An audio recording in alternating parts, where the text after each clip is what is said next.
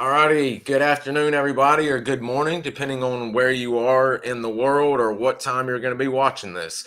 I'm very, very excited because I've read a lot about this man, but I've also heard a lot about this man and heard this man talk quite a bit on a very awesome podcast, the Jocko podcast. He, if I'm not mistaken, was on 32, 69, and 362. I'll have to check my numbers, but he's a three-time guest. As far as I know, two times he's covered combat experiences, and one time was a special, which we're going to end up doing a little bit on our own as well, covering his experiences when he was shot down as a Cobra pilot in his second tour. But today we're going to be talking exclusively about his first tour and some of the wild stuff he was doing even before he got with the Cobras and Mr. Woody Woodard and the rest of the Pink Panthers. The book is We Dared to Fly by Mr. William Reeder Jr. And I believe it's been out since November 2024. Is that correct, sir? Yeah, that's correct. It was just published last November. Excellent. So it is fresh and hot off the presses, and I finished it this past week when I was snowed in. I could not have asked for a better book to read while I was stuck inside for the week, and it is absolutely outstanding because we've not had a Mohawk pilot on before, and I don't think we've ever heard anybody else speak about Mohawk pilots really at all. So today we're going to learn a little bit. We're not going to get into everything because we're not going to give away because this thing is so fresh.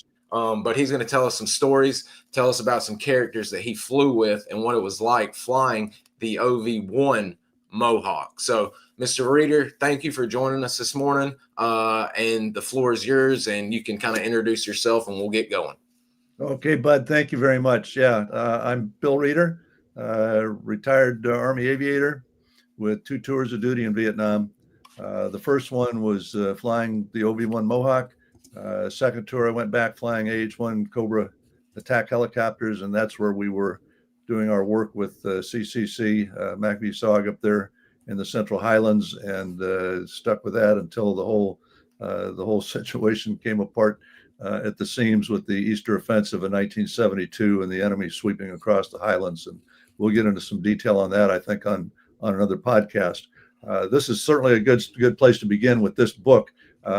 Interestingly, it's my third book written on the Vietnam War, and I think my last book written on the Vietnam War. I've got another project going now that takes me other places. But yeah, the first book, and let me just very briefly, it's in reverse sequence. The first book I wrote was the one about my time with the Pink Panthers and getting shot down and getting captured and being a prisoner of war. I was really motivated to get that book written. After that, I wrote a second book, which Bud just held up, Extraordinary Valor.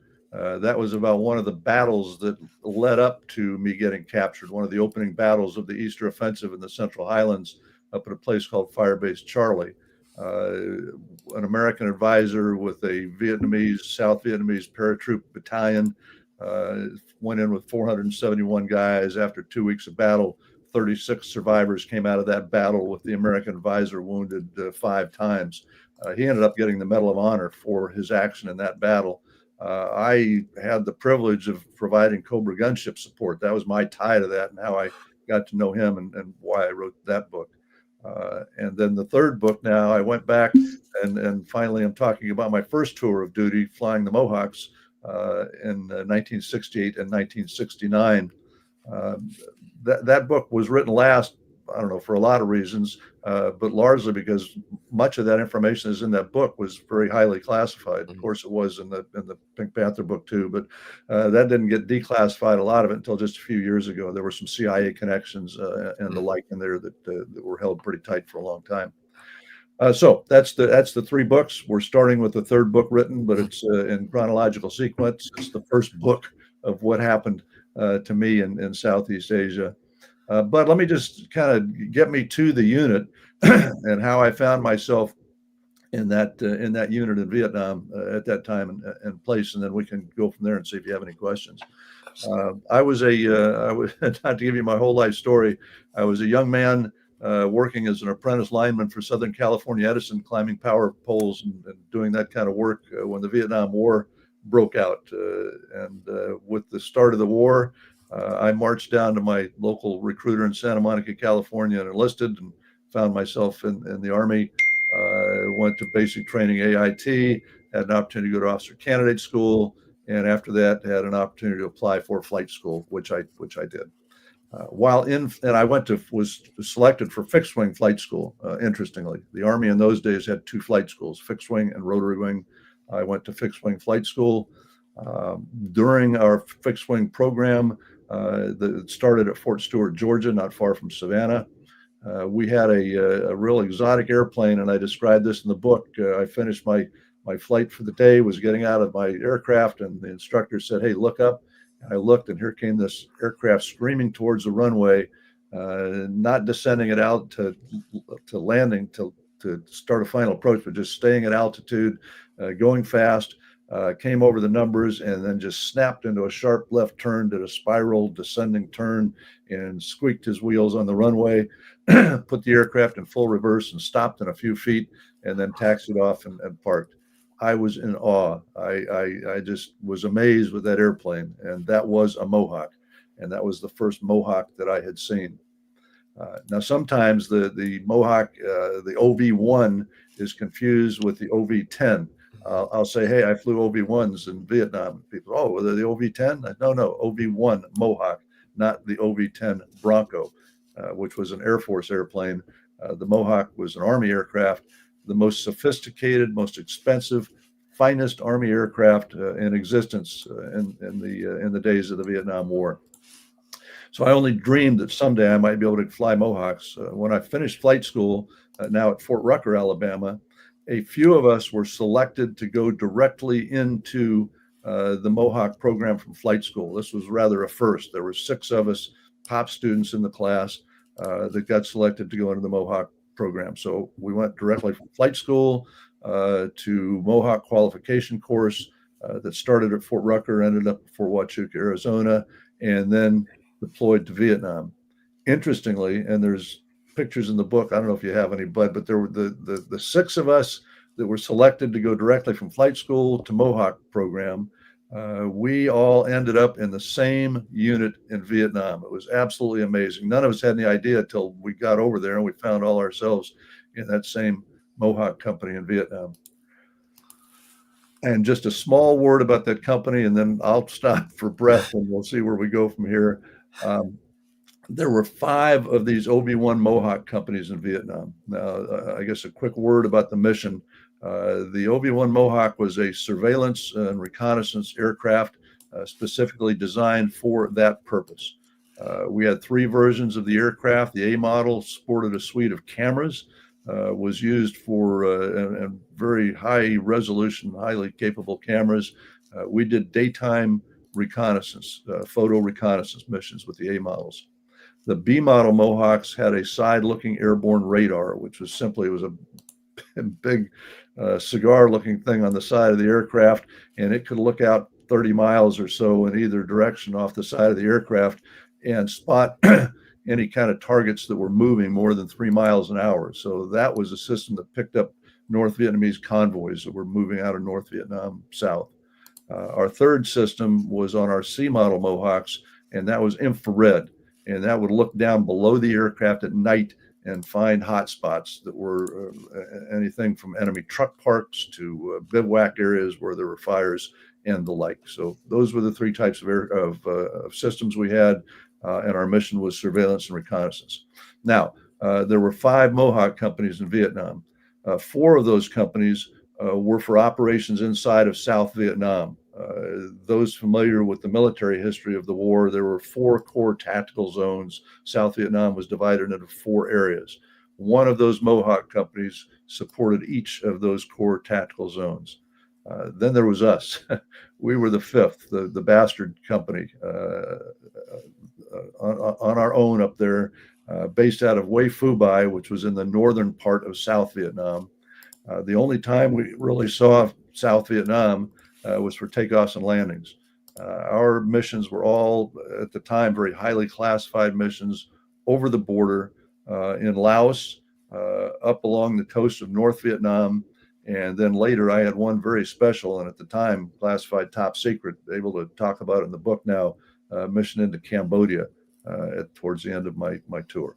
So there we are. But that's how I found myself in Vietnam as an aviator in this special mission, the 131st Aviation Company, 131st Surveillance Airplane Company, flying Mohawks on all these special out-of-country missions. Yeah, the map that you had up, I guess I could point if that. Yeah, let me pull that back up. I apologize. No, that's fine. I can just point to it or refer to it briefly. Yeah, that shows our mission areas. The hash marks there with the letters in them, that was still, yeah, over to the left where the hashes are. That shows what was Tiger Hound, Steel Tiger area of Laos. Those are all in Laos along the Ho Chi Minh Trail. And that's where we did all three missions out there. Our A models, and I guess I should comment also, and you see on the cover of the book, you see some armament hanging on the wings of that aircraft. Our A models were armed and flew in flights of two. It was a very hazardous, high threat mission area out there. We lost a lot of aircraft, regrettably, a lot of crew members killed. Very few crew members ever recovered from those areas. So that was a tough area. We had that Steel Tiger. We had missions, you see, farther north from there, Barrel Roll. We ended up sending a detachment to Udorn, Thailand, flying missions into Barrel Roll, and that was in support of the CIA operations with the Hmong tribal peoples up there fighting the North Vietnamese incursions in that part of Laos. And then we had one very special mission that went from Udorn, Thailand, and flew all the way up the Mekong River to the Chinese border, and that's shown in the upper, the northernmost arrow there.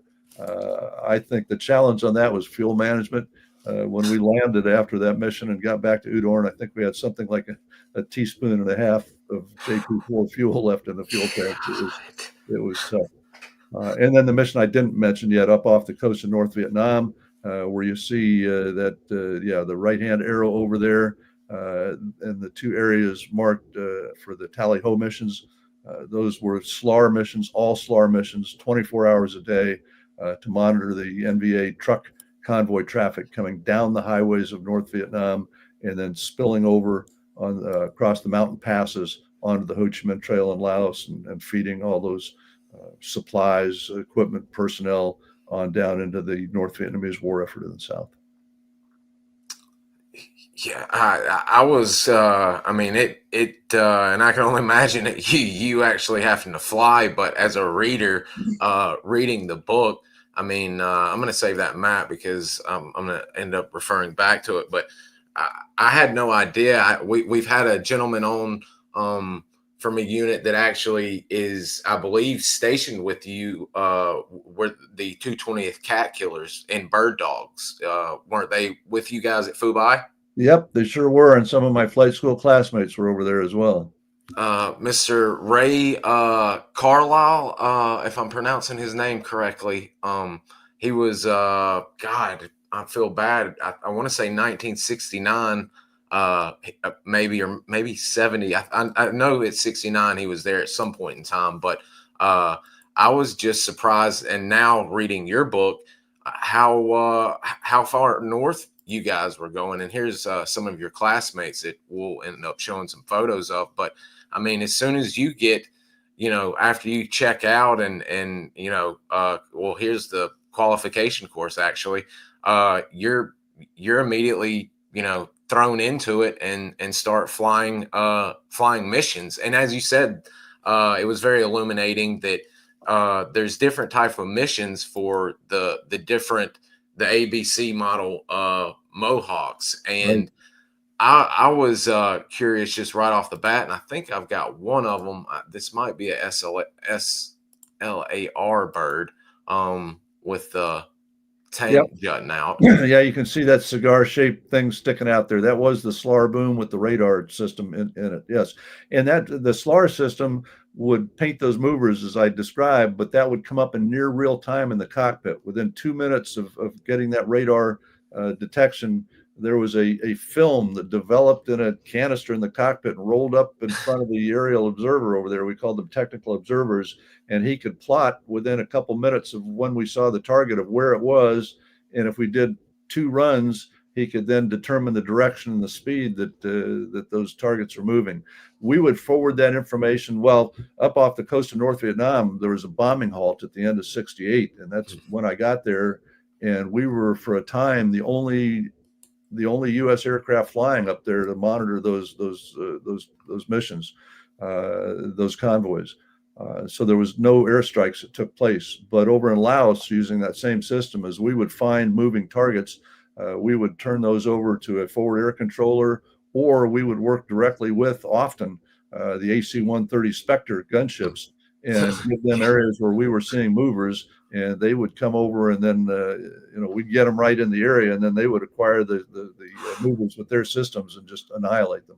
Oh man, y'all get some good. I was surprised when you say you were mentioning, y'all had a screen in the cockpit where your right seater who's running the instrument panels, and you've got some gurus and wizards that were flying with you on several occasions. And I mean, y'all were painting them, and I believe this happened several times. I'm not going to give it away, but on one time, I mean, y'all had some happy hunting. I believe they hit 12, maybe 13 trucks and Yep.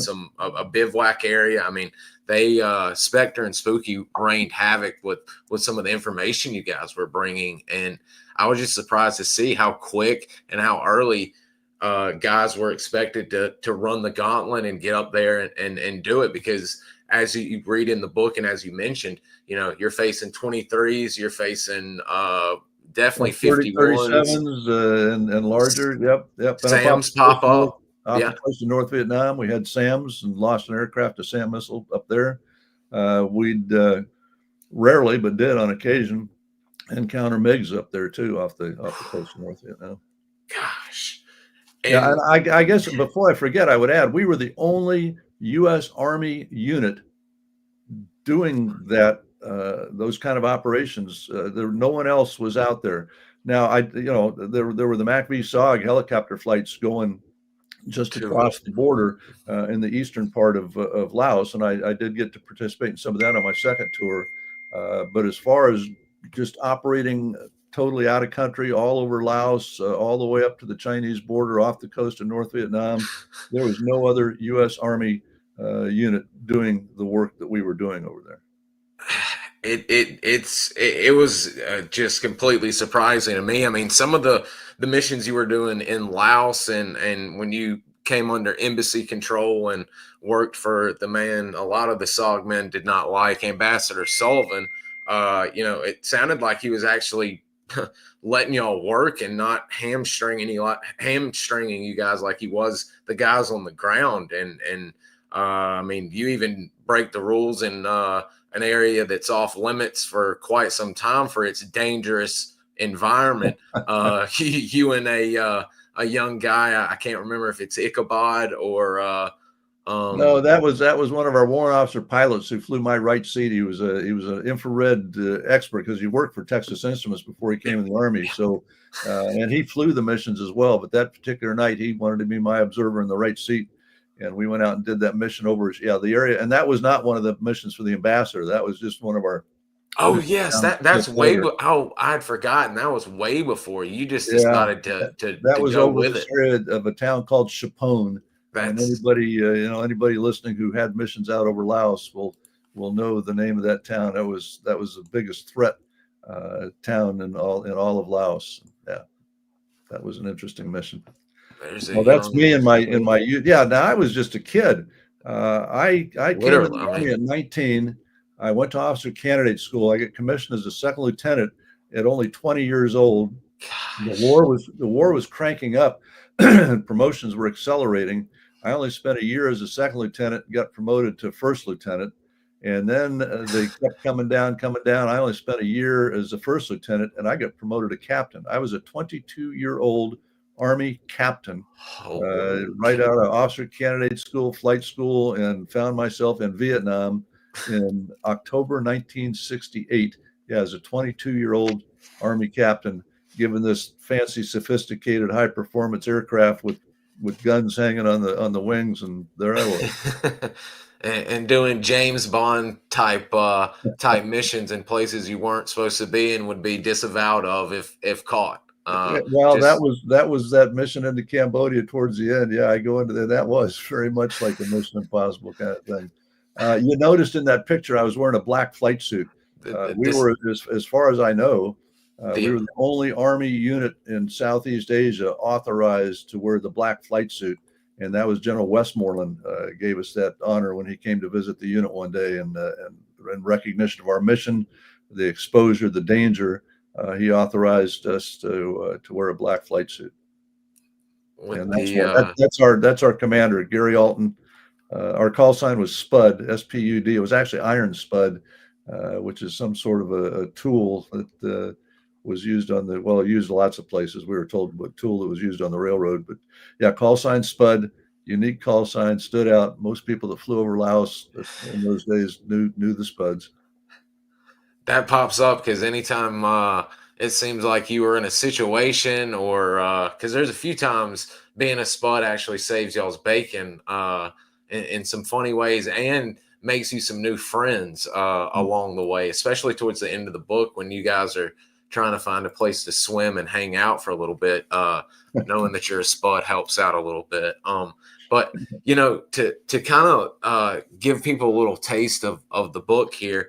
I really think your entrance into the 131st and the continual, excuse me for laughing, the continual tradition of the Hawk, and you guys just luring them in and having to buy the bar. Could you talk about what it was like showing up that first day and inevitably breaking protocol and stepping on the no-go zone? You want me to read that part of the book? You can, absolutely. Let me see if I find it quickly. I don't want to just take too much time here, but let me see. Oh no, it's fine, sir. Okay, it'll take just a second. I got it right here. Okay, here we go. I had arrived in country on Halloween night, actually, 1968, and got flown up to the unit. I won't get into all the detail, but anyway, I show up in the unit, and okay, and I dropped my bag off, and we're going to head. The guy that had picked me up and flown me up there takes me to where I'm going to be staying. Drop my duffel bag off, and then we head out and set my duffel bag down at the end of the road. Okay, at the end of the row of hooches, those were our shacks that we lived in. At the end of the row of hooches was a nondescript squat building on the left. It was made of plywood with a metal roof.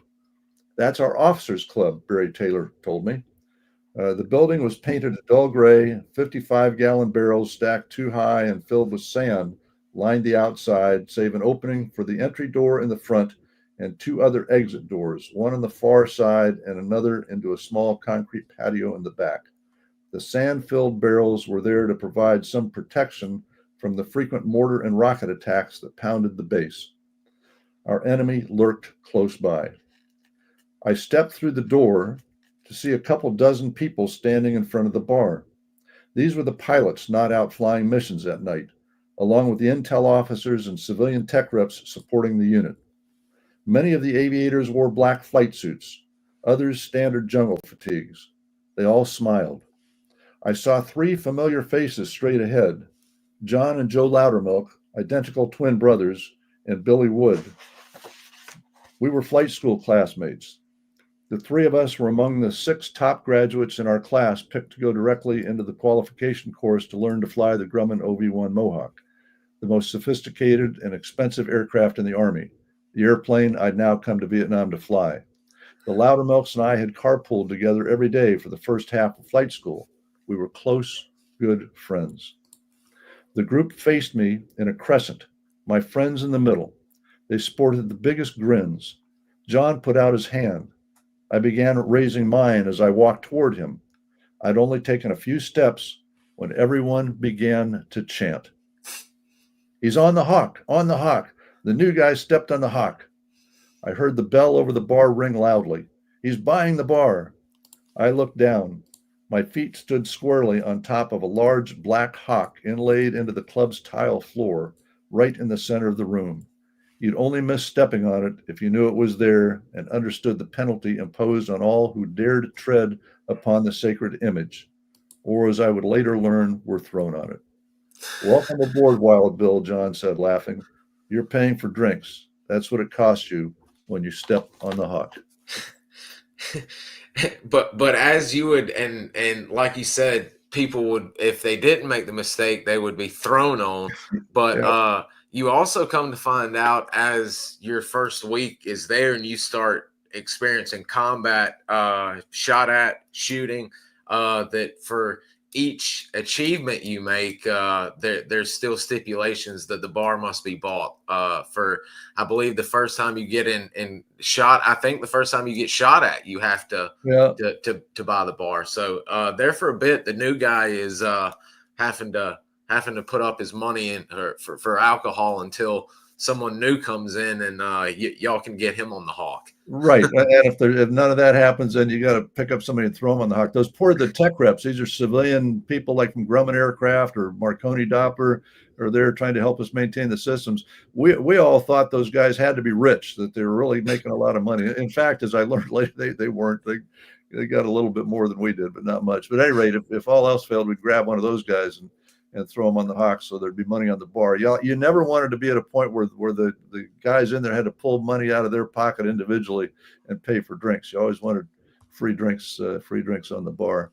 I should say too, because there's a lot, and my wife pointed this out as I'd have her reading my draft chapters in the manuscript. She said, "Whoa, there's the guys are drinking and getting drunk all the time, and you got to explain this." And I think I do end up explaining it okay in the book, but it's not just entirely drunken debauchery craziness just for the sake of drunken craziness. There's a bond. Guys that go through the level of combat we went through and the risks that we took every day, you come back to the club at night, or if you have a night mission after you get back late at night, and just it helps you deal with the stress that you're facing, and at the same time, it really does build bonds of camaraderie among all the guys in the unit, just to be in there co-experiencing all that insanity together.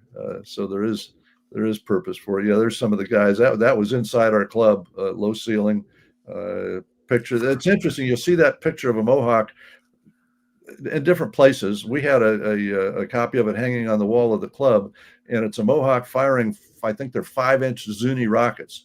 It's a neat looking picture, but at least as far as I know, and I know for sure in our unit while I was there, that no Mohawks ever fired Zuni rockets in combat in Vietnam. It just didn't happen.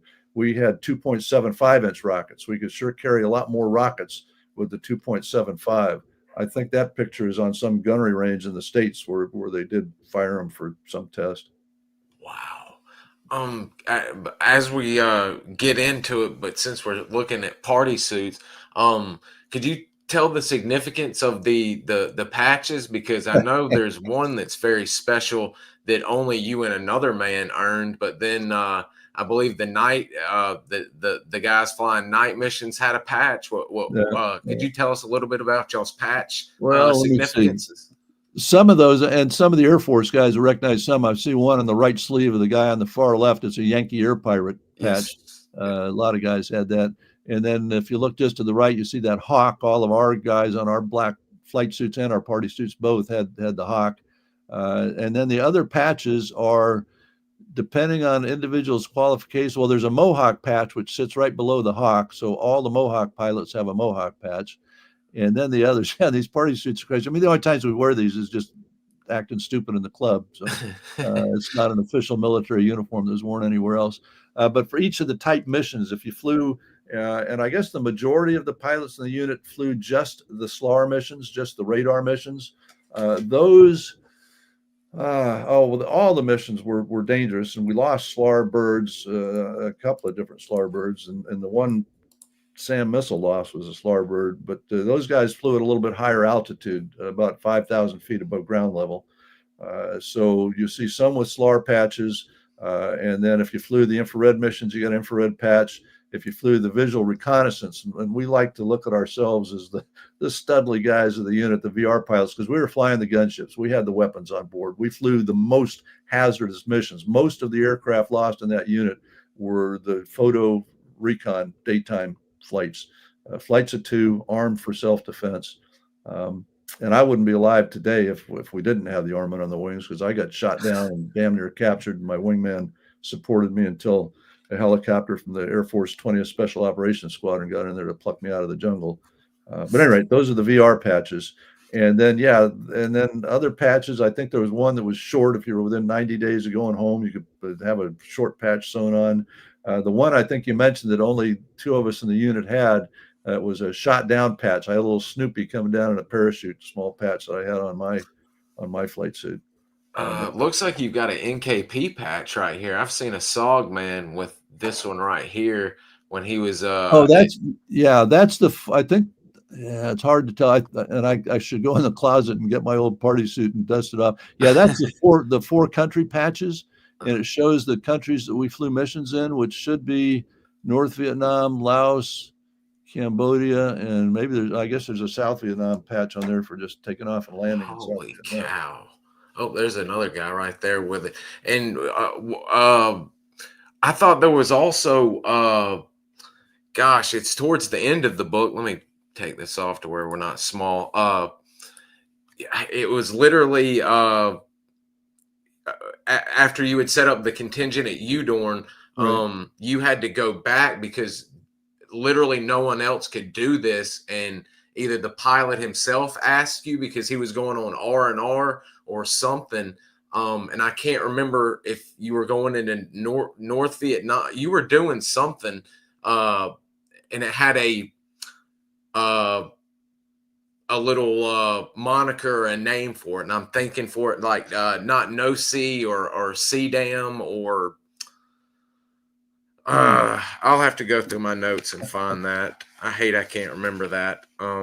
But I specifically remember it was you and another gentleman, but it could have been the shot down.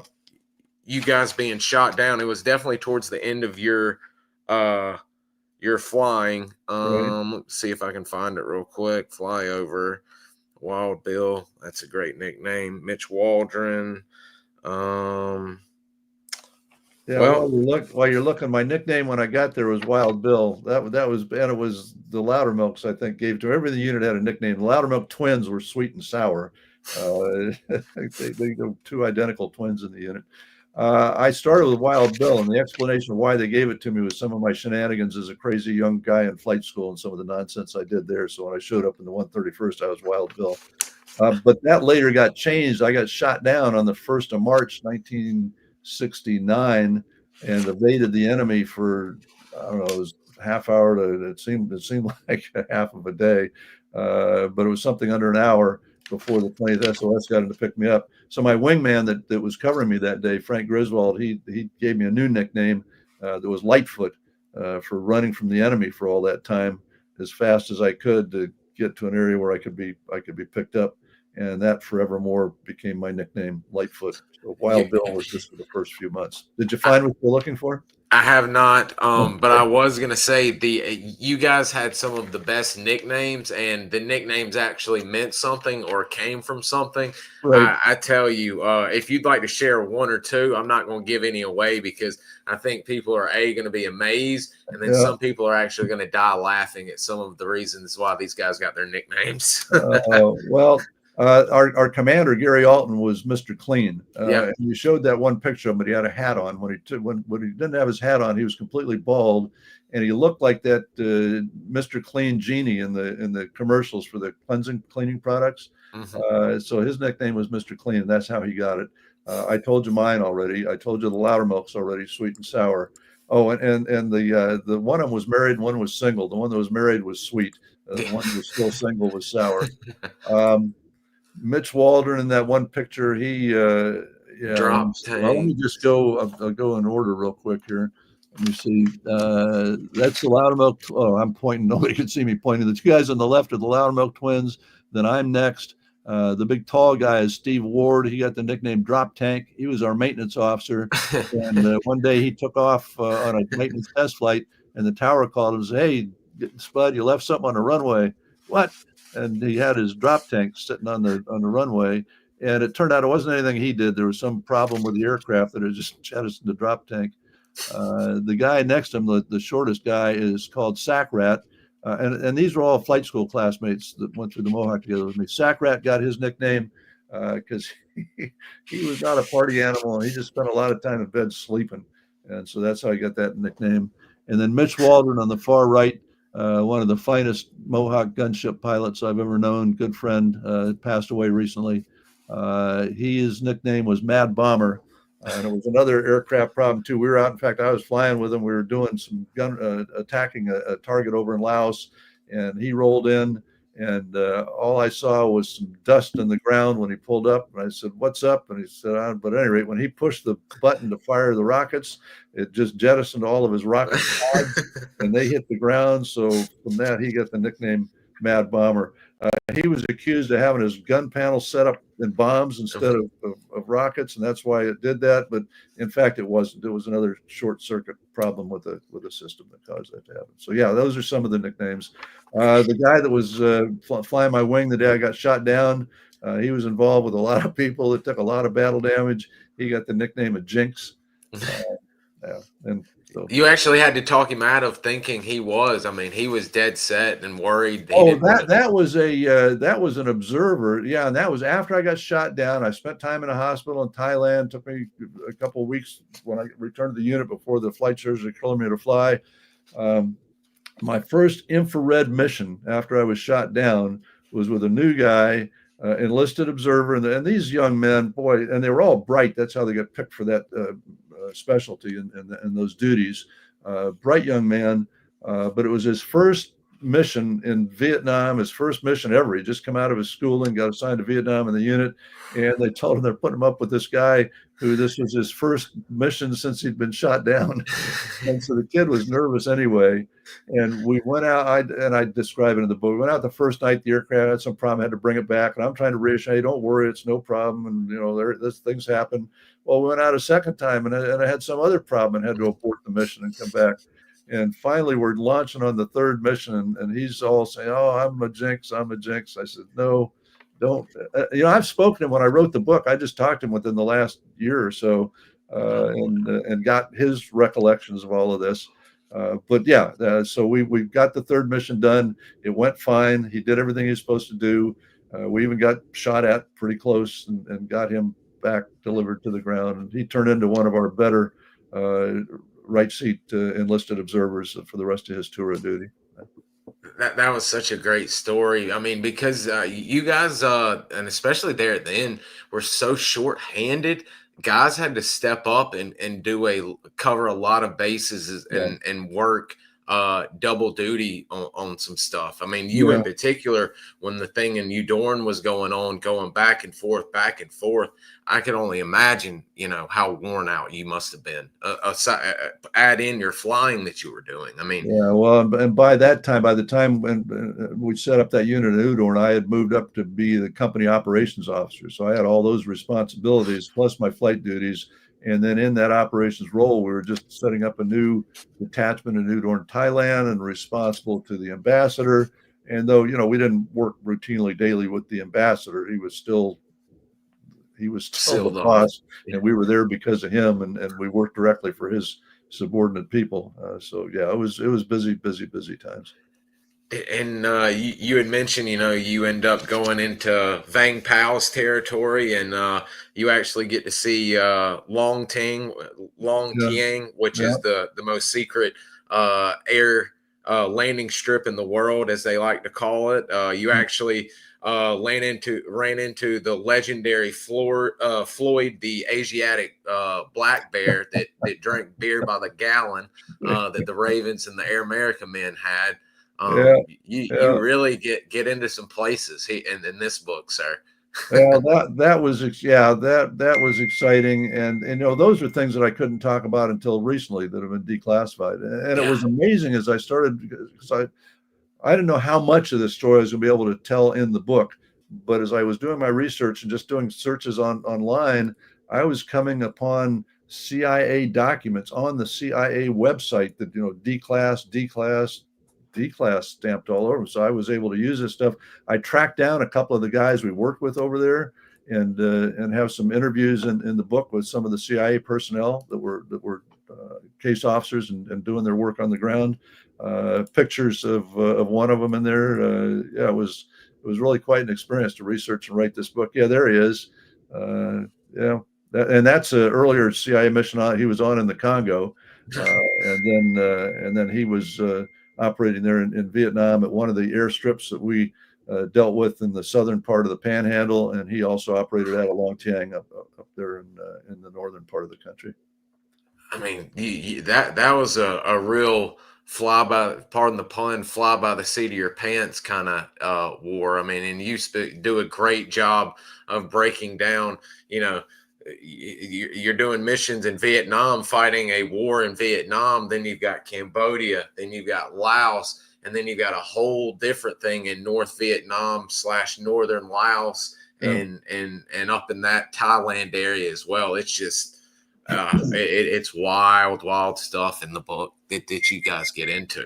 Well, it's parts of the war. I mean, most of it, but I think everybody in the United States of America will know what the Vietnam War was. They may not know much about it, but they'll know that, oh yeah, there was a Vietnam War long ago.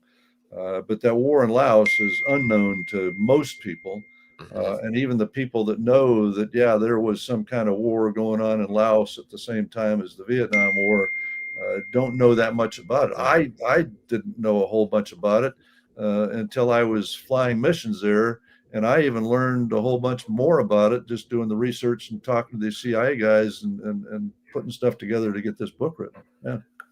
I can imagine you had to learn a lot. I mean, you already, considering you lived it, you did it yourself.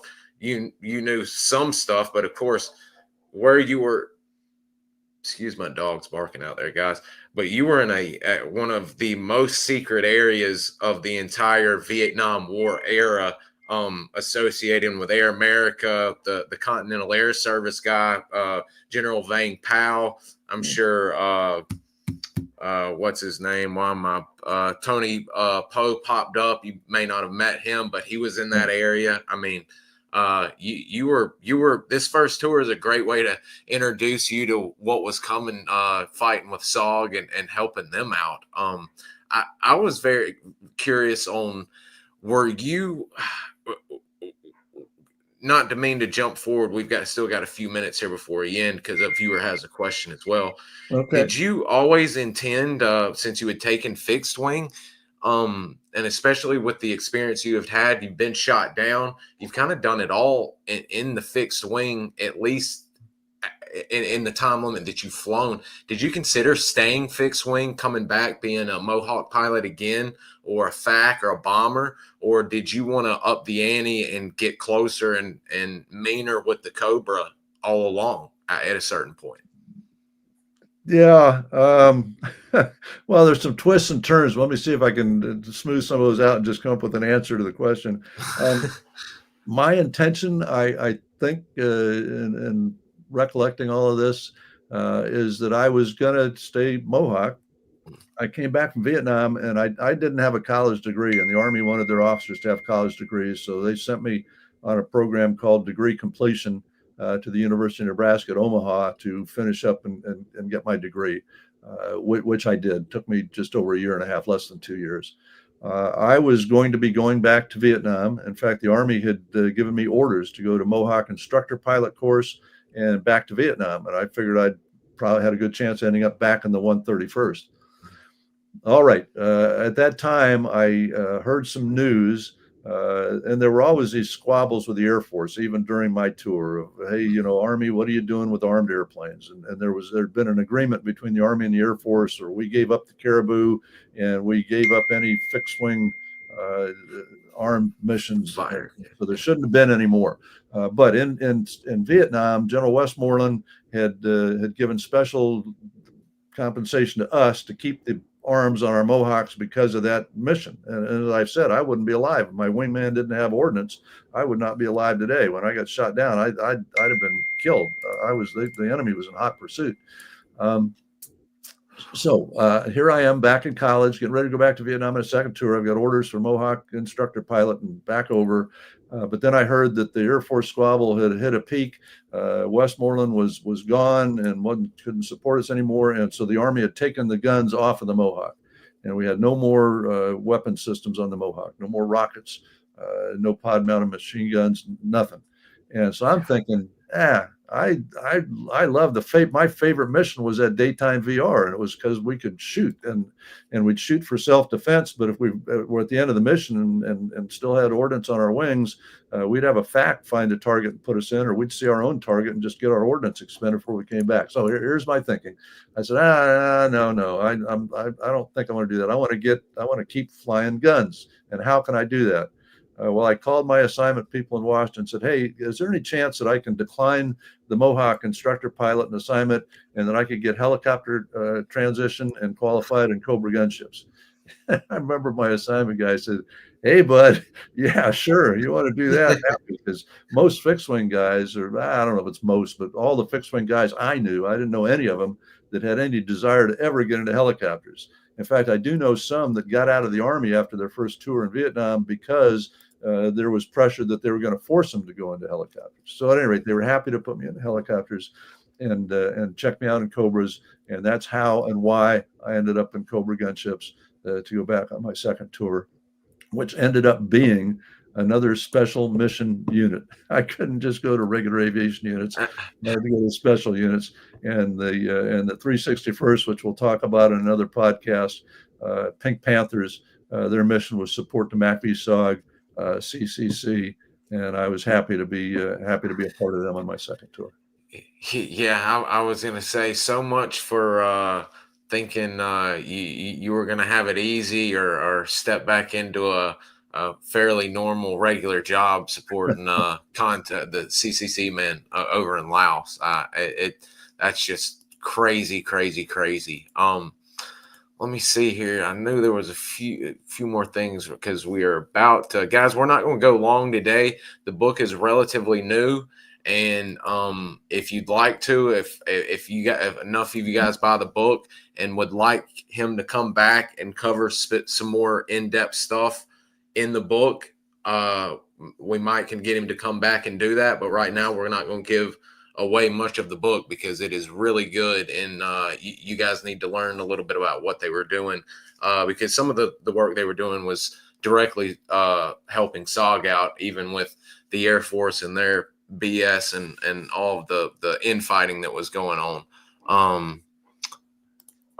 Yes, sir, Mr. Terry, we will actually be using some of your photos, and then I got these stack of Contoon CCC photos as well that I've got to go through and start spotting some Cobras to bring out for show 2.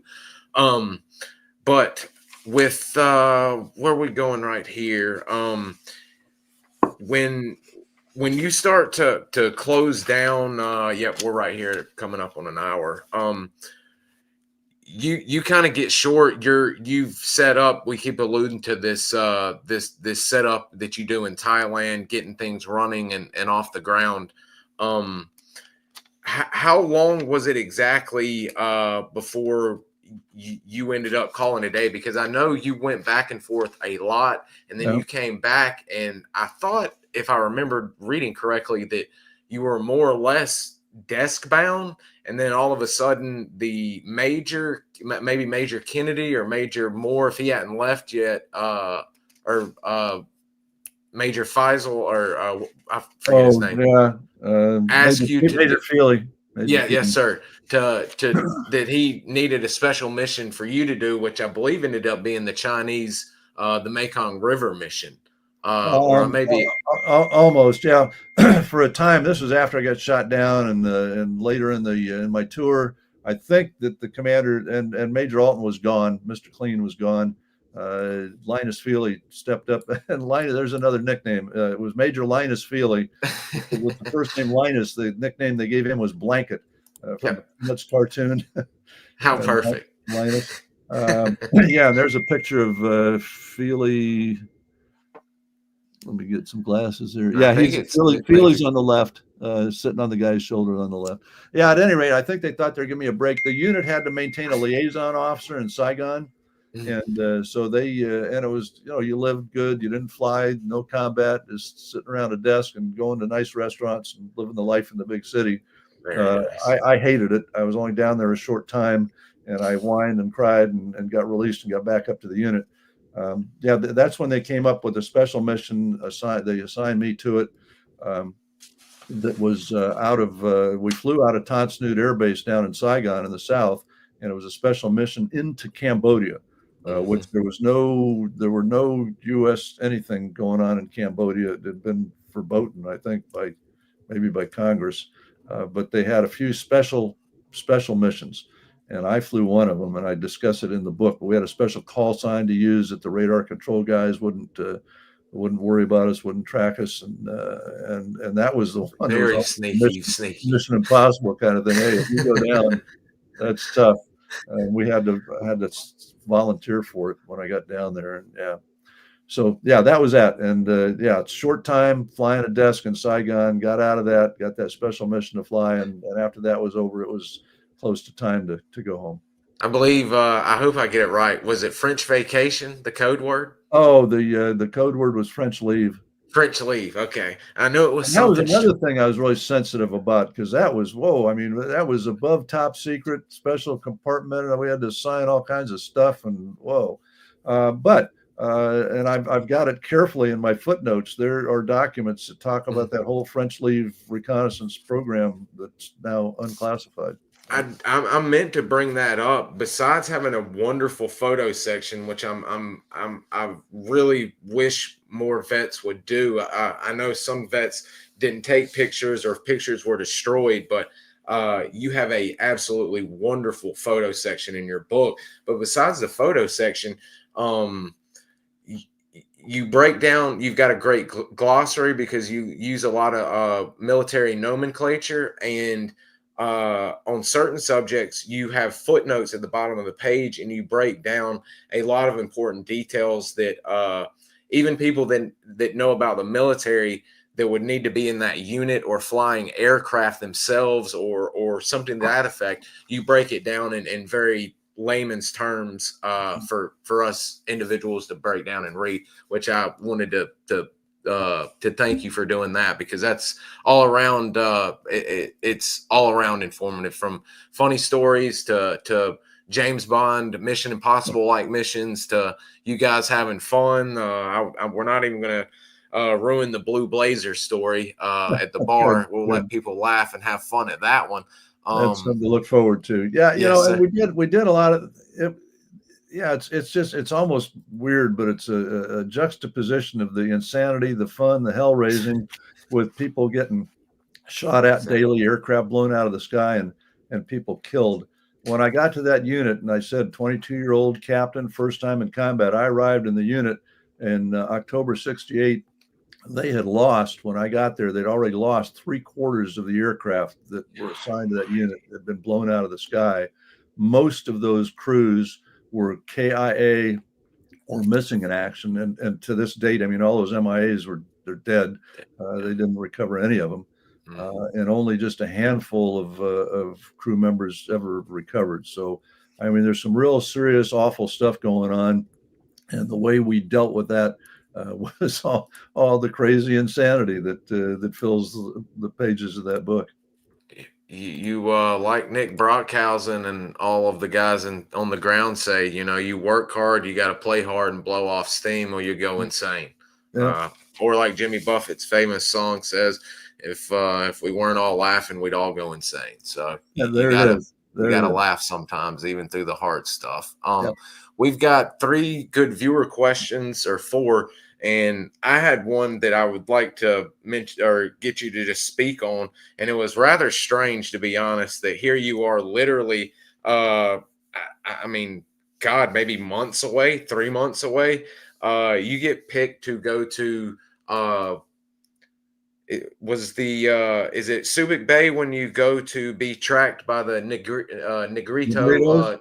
Yeah. After I'm, and the Army had no no survival school. We didn't have anything. There was a day of training if you were in like an officer candidate school or Jeez, a day. flight school. There's like a day of some kind of training, but no real like we have today, SEER, at all at that time. So I hadn't had any training in any of that. I got shot down, survived it. I told you I got the nickname Lightfoot for running through the woods away from the guys who were in hot pursuit.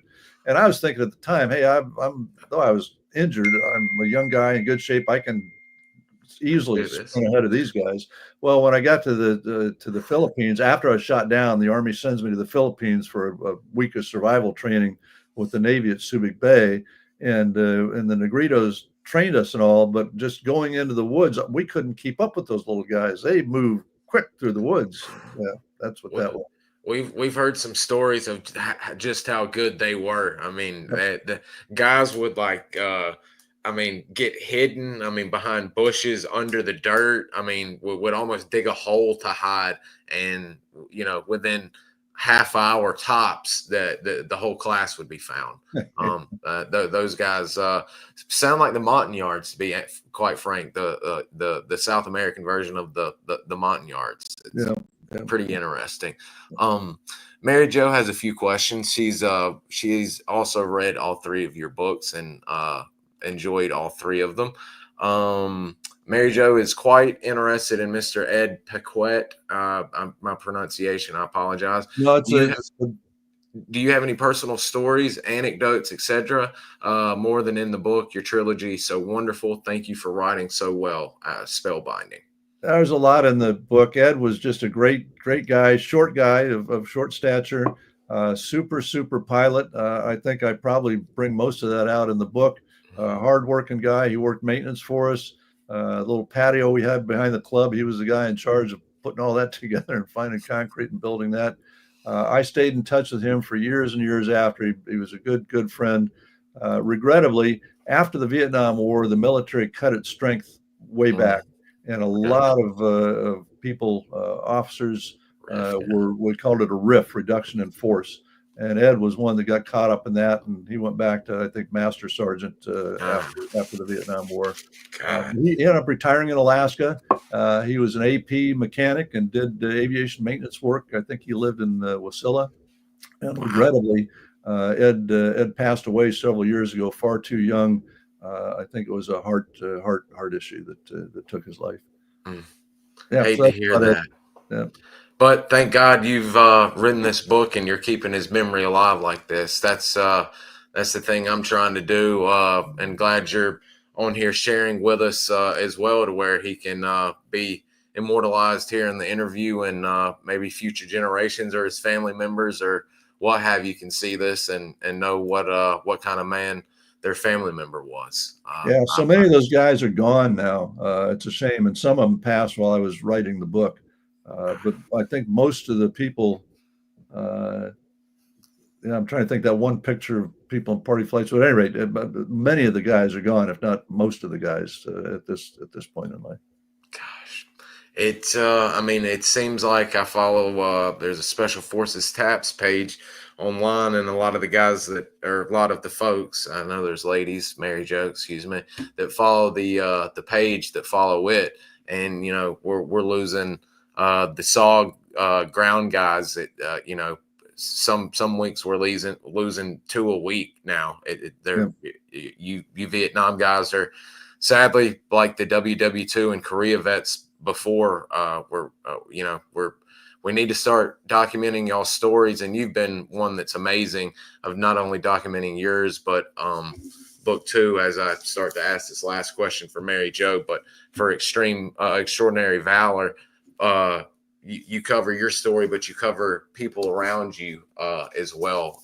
That's one thing that I'm very glad to see you do, is not only preserve yours, but the men that served honorably with you. So and the American advisor in extraordinary valor that I said got the Medal of Honor in 2022 for the action that day on Firebase Charlie. He's a Special Forces guy, and he has some MACV-SOG background too that's brought out in the book. Yeah, it's him on the left, John Duffy. And Le Van May is on the right. He was the Vietnamese executive officer of the Airborne Battalion. The battalion commander got killed by 130 millimeter artillery attack, and Le Van May took command. And between Duffy and May, those are the two guys I'm talking about with extraordinary valor. They finished up the battle and got those guys off of that hill, the few survivors.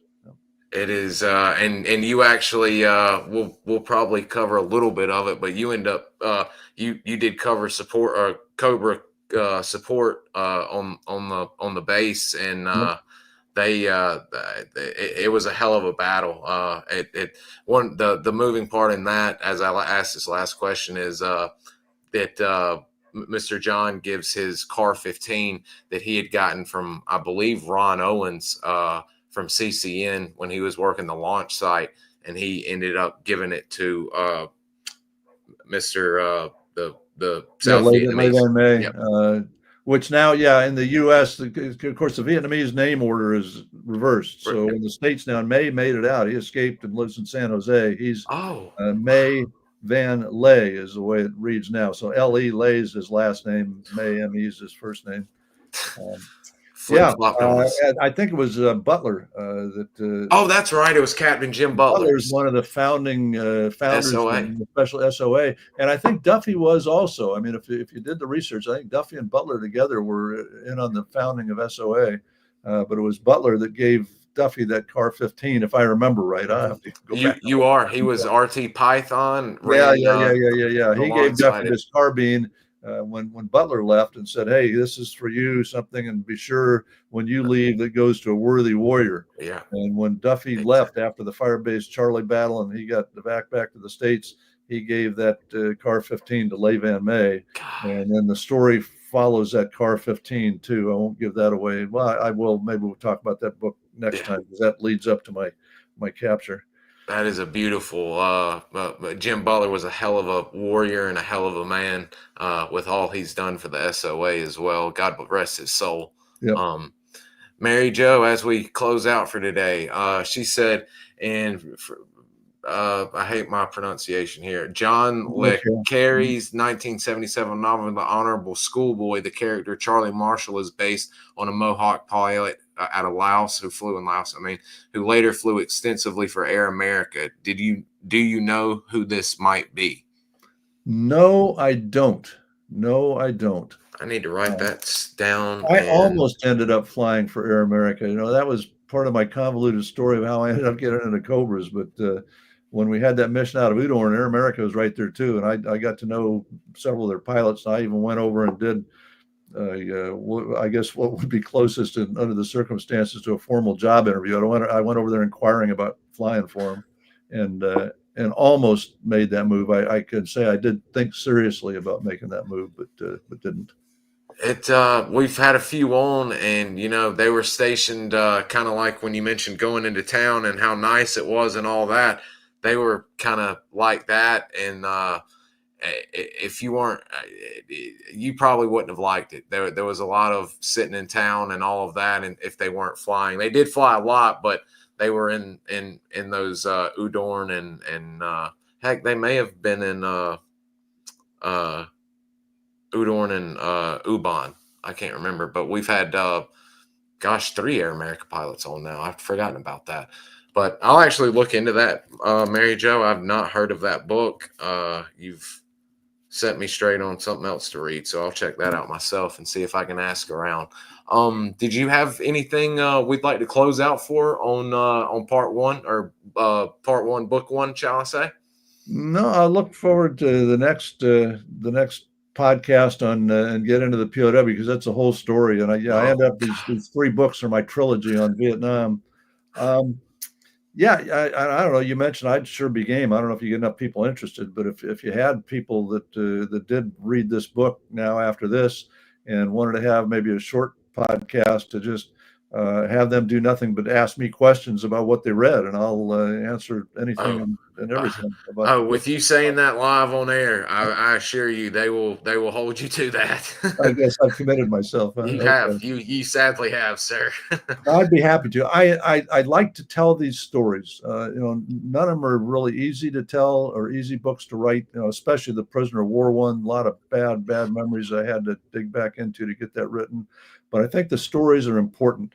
And I've written each of the books, hopefully appealing to a broader audience than just, military aficionados. That's some of the reason for the footnotes at the bottom of the pages with explanatory information. But I at the same time try and tell an engaging and interesting story that would appeal to a broad audience. I've tried to do that in each of my books. What I've not wanted to do, and I have a PhD in history that I got after I retired, but I very intentionally try not to just write a factual history book. I mean, those are fine. They got to go on the shelf of a library somewhere that people can use for reference. But I would much rather be a storyteller and tell engaging stories to get these, what I think are important stories, out to a broader audience.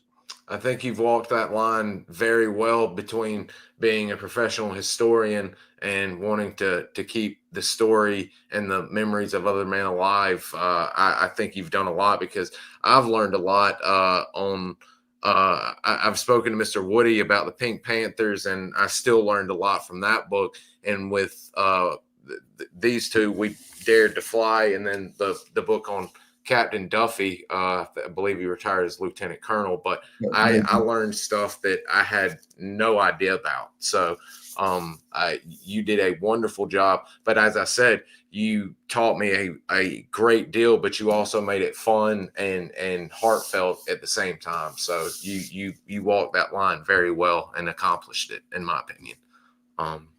Okay, Bud. Well, thank you. Thank you. Yep. And Mr. Terry said these podcasts have been very cathartic and unloading some bad baggage. Mr. Terry is a CCC vet himself, so and he's been a guest before. Always glad to have him on. Guys, we'll get ready, and whenever Mr. Bill's got some time, we will get part 2 scheduled, and I will let y'all know as soon as we do that, and we'll go from there. So I want to thank y'all for joining us, and I would like to thank Mr. Bill for spending an hour with us and talking to us today. So, Mr. Bill, thank you, and we'll get up and plan part 2. Okay, thank you, Bud.